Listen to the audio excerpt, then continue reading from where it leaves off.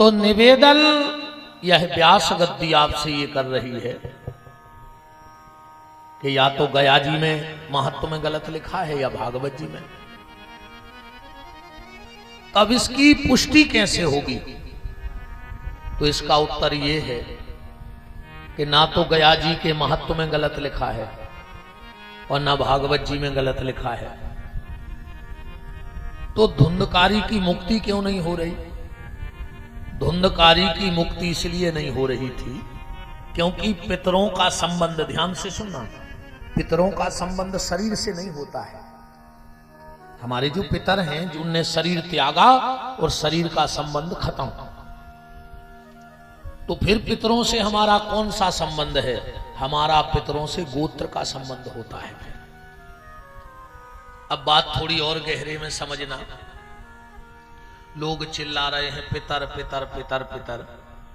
अभी किसी से आपसे ही पूछ लें कि पितर कितने प्रकार के होते हैं तो आप बता नहीं पाओगे।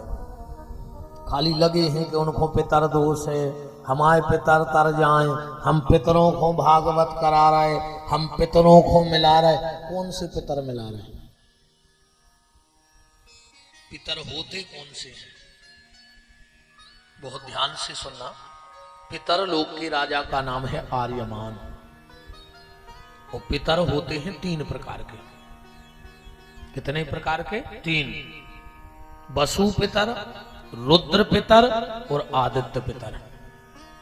ये बनते कौन हैं? जब हमारे माता पिता शरीर छोड़ देते हैं तो वो वसु पितर कहलाते हैं। हमारे दादा दादी शरीर छोड़ के चले गए तो वो रुद्र पितर कहलाते हैं और हमारे परदादा दादी आदित्य पितर कहलाते हैं। इसलिए जब भी पितरों की आहुति दो तो सीधे पितर पितर नहीं चिल्लाऊ करे कि पितरेभ्यो स्वाहा।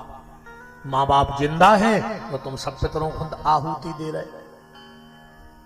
अगर तुम्हारे माँ बाप जिंदा हैं तो तुम्हें वसु पितर की आहुति नहीं देनी है। फिर अगर दादा दादी जिंदा हैं तो तुम्हें रुद्र पितर की आहुति नहीं देनी, फिर एक आहुति देनी है आदित्य पितरेभ्यो स्वाहा।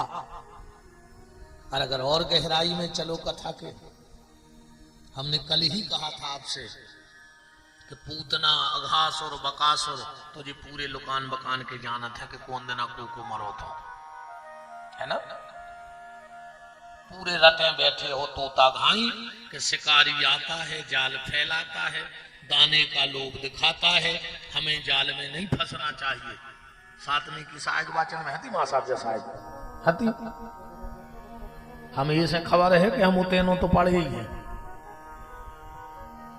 हाँ, 7वीं तक हम पढ़े, सो हमें पूरी याद है। वो के आगे ने पढ़ पाए, उन्हें हमें बताया है कि फिर कहां का लिखो। तो उस तोते कैसी हमने कथा रट ली। अब बैठे पिंजड़े में चले जा रहे, फंसे वही में है। वो कह रहे शिकारी आता है जाल फैलाता है, दाने का लोभ दिखाता है, हमें जाल में नहीं फंसना चाहिए। ऐसे ही अपन ने सीख ली है। कंस भातो वो की बेन देव की हती, वसुदेव से ब्याह भाव तो 6 संतानें मरी थी। 6वें दिन पूतना आई, 6 महीना में सक्टासुर आ गौ, साल भर में तृणावर्त आ गौ। पूरी रटे बैठे हो पर उसका मतलब निकल रहा हूं, जा बताओ क्या मतलब निकलेगा? आपने कभी इस बात पे विचार किया? कौन भी देवी देवता को हवन करा ले तुम घर में, राम जी को, दुर्गा जी को, गणेश जी को, शंकर जी को, सत्यनारायण की कथा कछु करा ले, कौन देवता को मंत्र बोलो जाए, पर पंडित जी आखिरी में कहते हैं स्वाहा स्वाहा स्वाहा। जो क्या है स्वाहा? हर मंत्र के पीछे स्वाहा क्यों बोला जाता है? कभी विचार किया? इसलिए बोला जाता है, ध्यान से सुनना। अग्नि नारायण की 3 पत्नियां हैं,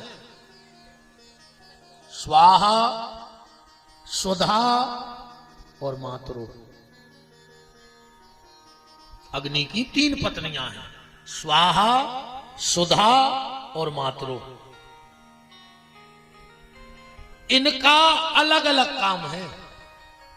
अग्नि नारायण की आंखों पर सवा सवा हाथ के पलक पड़े हैं।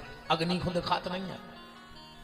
तो तीनों पत्नियों को अलग अलग काम दिया गया है। जब स्वाहा नाम की पत्नी जाती है और कहती हम आ गए स्वाहा, तो ए भैया बिल्कुल शांति से, हमने कल ही कह रही थी कि सकोच बिल्कुल ने कहा को यही समय माला में गुस्सा आ गई, हम स्तुति कर रहे तो माला लाए फिर रहे, हमें बिल्कुल नहीं पहनने दद्दा हरो, तुम तो कथा सुनो ने हमारे पाँव पारी को और हमारे पाँव भी पारी गो जो घरे जाके बहु दद्दा के पाँव परत हो ना, हमारे पाँव छी के हमें पापी ने बनत जो, हमें ऐसे पापियों से पाँव नहीं परवाने जो हमरों की धूरा छाटे खा रहे और बहु दद्दा के सालों से पाँव नहीं पड़े, ऐसे पापी हमें नहीं छियो। ने हमें कोई से रिश्तेदारी करने आए थे, अन्य हमें तो रहने आए, ठीक।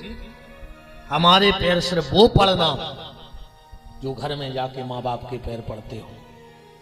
हमोरे भाई नेता आ जाए को चढ़ चढ़ बैठो, अब भाई नेताजी हरे कमो जूतों पे पालस नहीं करत, उनको पता है कि हमें क्षेत्र में जान तो दे, आदमी तो हाथ ही हाथ से चमका दे, हमारे बूढ़े हाथ ही फेर फेर के पांव पर के चमका दे, कब बाप के पांव पर है बताओ। अकेले बाबा जी हर के पांव पल्ले से तो हम विमान उतारे ले रहे थे भाई, हमारी तो भारी चलत है भगवान से, हमारे पांव पल्ले से तुम्हें विमान उतरे कुछ नहीं होने।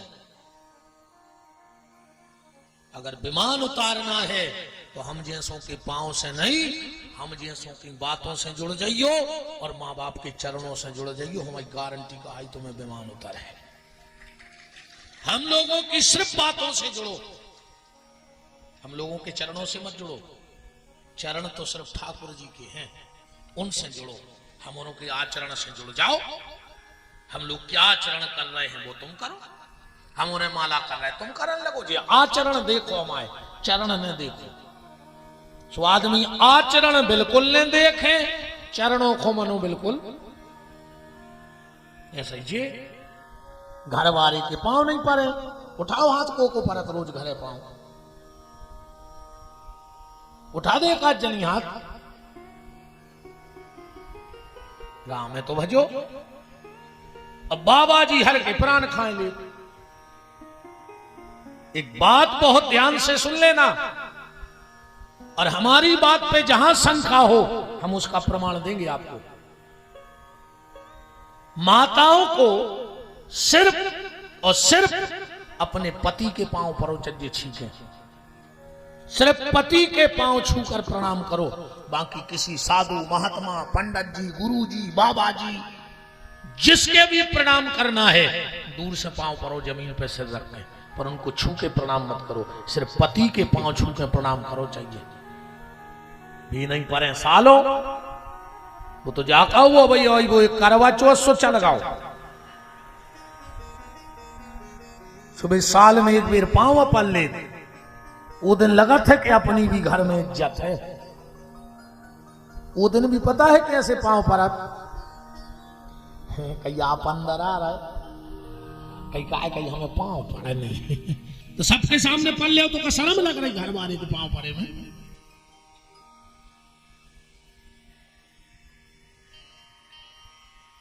अग्नि नारायण की हम चर्चा कर रहे हैं।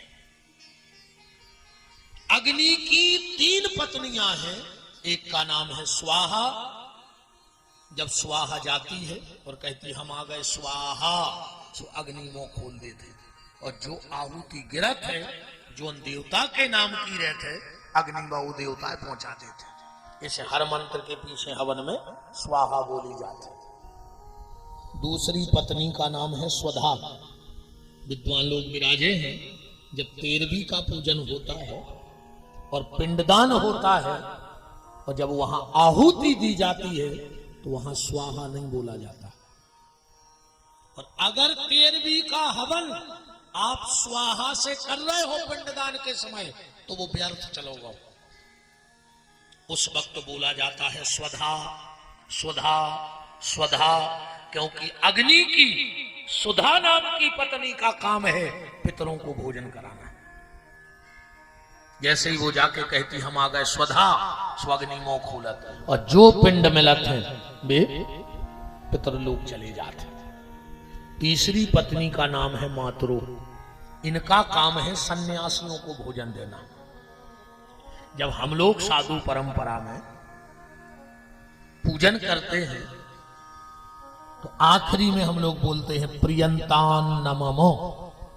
जो संत सदगुरु पीछे के महात्मा हैं उनको जब हम लोग तर्पण करते हैं तो ना वहां स्वाहा बोलते हैं ना स्वधा बोलते हैं, उस वक्त बोलते हैं प्रियंतान नममो। सप्तऋषियों के लिए पीछे आ जाइए, अपन जहां से आ गए थे भूलियो ने, अपन चल रहे थे पितरों के। पितर होते हैं तीन प्रकार के, वसु पितर, रुद्र पितर और आदित्य पितर। कई बार आजकल एक नई रीति चल रही है, बोले हम गया जी हो आए अब हम पानी नहीं देते, है ना, गया जी हुआ है पानी बंद, अब हम श्राद्ध नहीं करें, ब्राह्मण भोजन नहीं, कन्या भोजन नहीं। कहां लिखो ऐसा कि गया जी के बाद पानी नहीं दो जाए।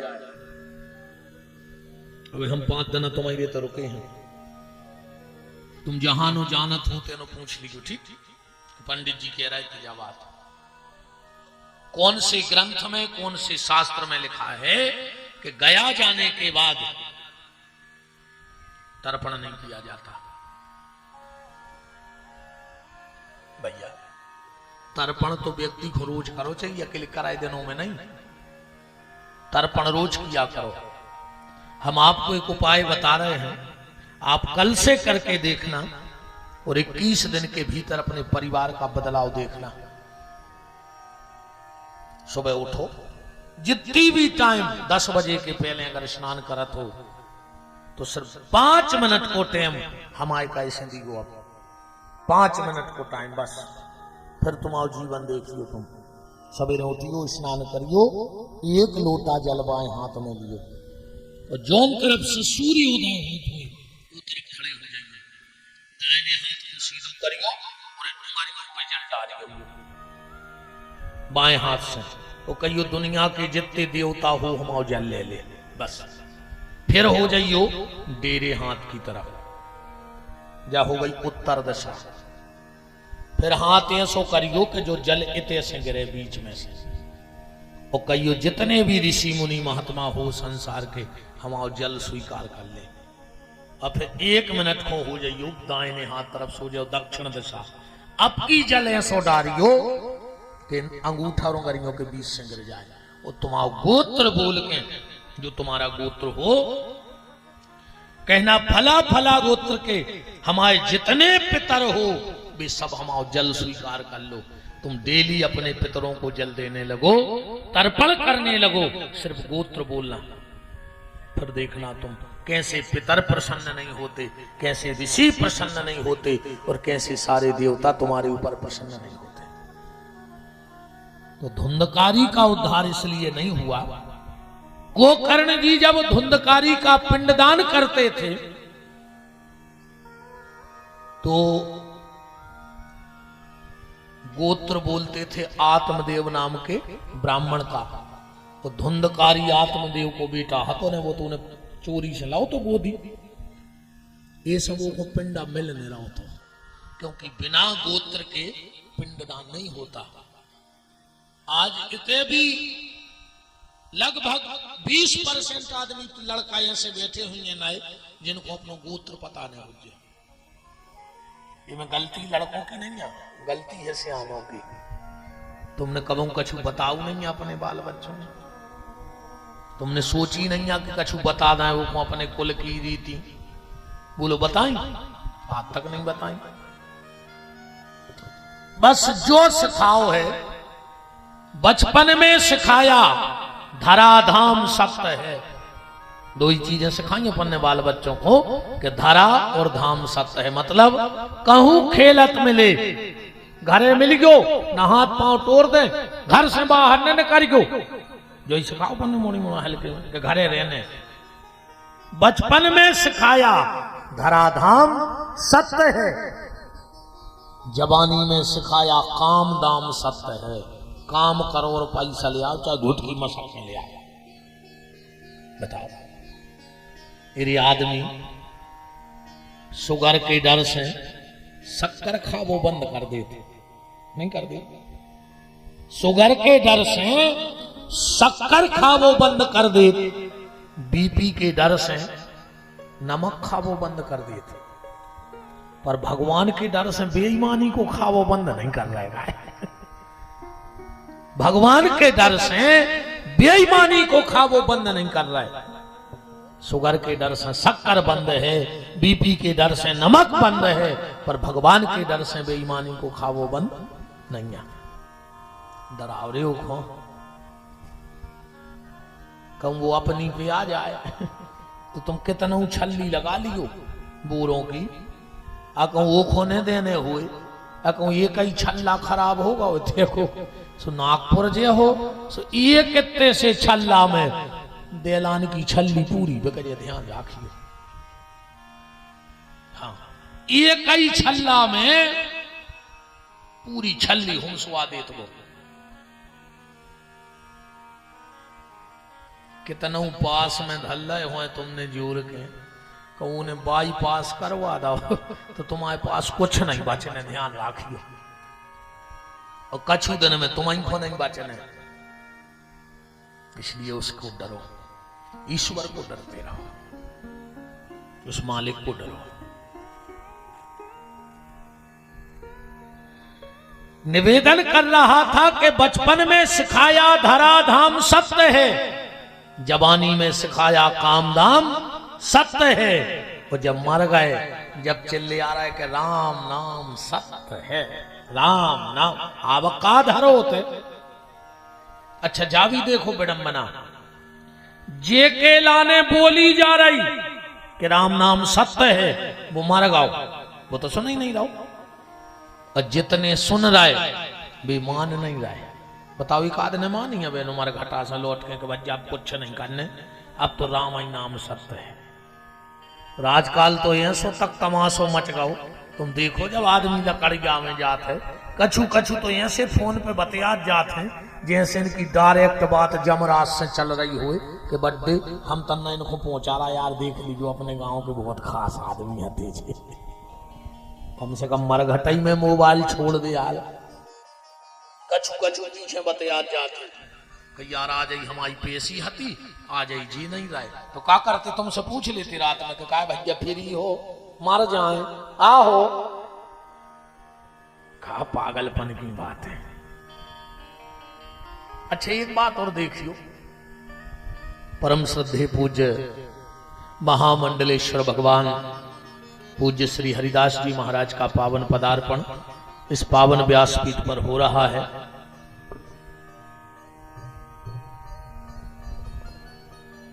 जय जय विराज महाराज।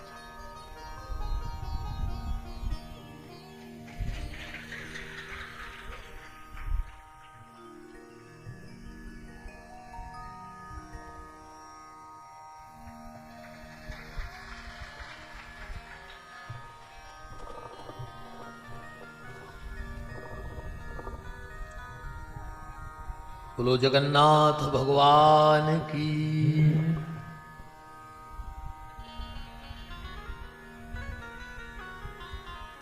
राम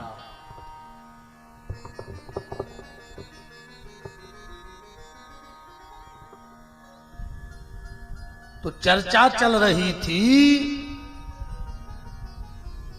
कि आखिरी में बोली जाते कि राम नाम सत्य है,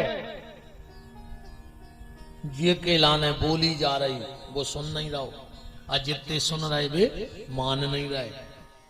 अच्छा एक बात और देखियो महाराज जी, लकड़िया में सबसे ज्यादा सियाने जात है, लड़का नहीं जात उठते। वो बारात में बूढ़े नहीं जाए, लड़का ही लड़का जाता।